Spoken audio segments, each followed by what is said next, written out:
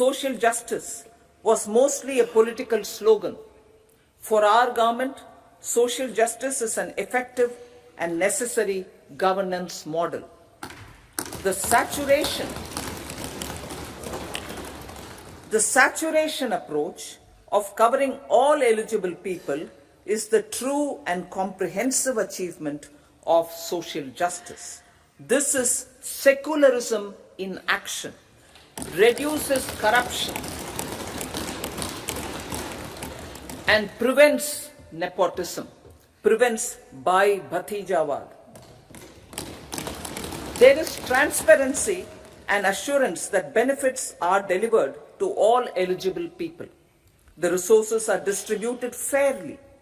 All, regardless of their social standing, get access to opportunities. We are addressing systemic inequalities that had plagued our society. We focus on outcomes and not on outlays so that the social economic transformation is achieved.